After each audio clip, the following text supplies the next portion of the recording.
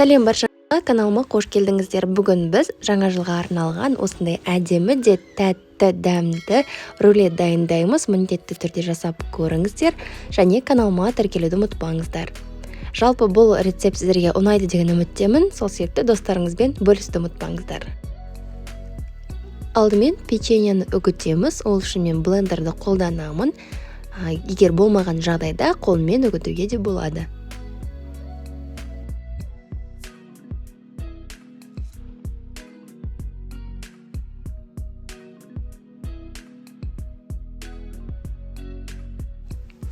Жүз миллилитр еріген сары майды қосамын, және де үлкен қасықпен 2 қасық бал қостым. Жақсылап араластырамын.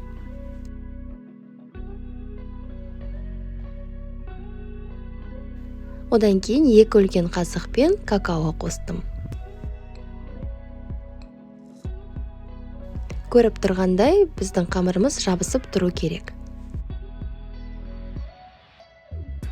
Ал енді кремді дайындау үшін бізге 400 грамм сүзбе, яғни творог, және 2 үлкен қасық сметана және 1 үлкен қасық бал қажет болады. Барлығын жақсылап араластырып, блендерден өткіземін.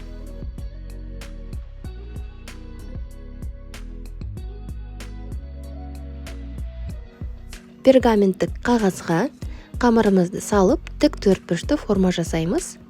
Ол үшін осылай барлығын себіп, бетіне тағы да бір пергаменттік қағаз қоямыз да, оны оқтаумен жайып шығамыз. Сонда біздің қамырымыз жабысатын болады.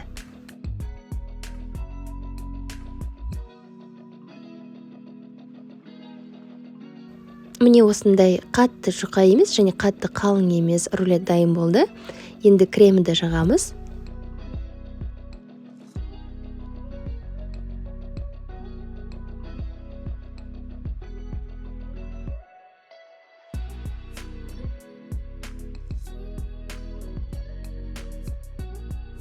Ішіне мандарин қолданатын боламын.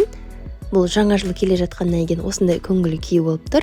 Жалпы бананмен болмаса кез келген құлпынай жемістің түрлерімен ауыстырсаңыз болады.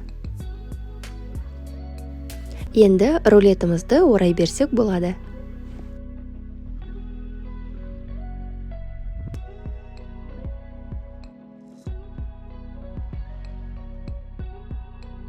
Одан кейін тоңазытқышқа емес, міндетті түрде мұздатқышқа 15-20 минутқа қойып аламын.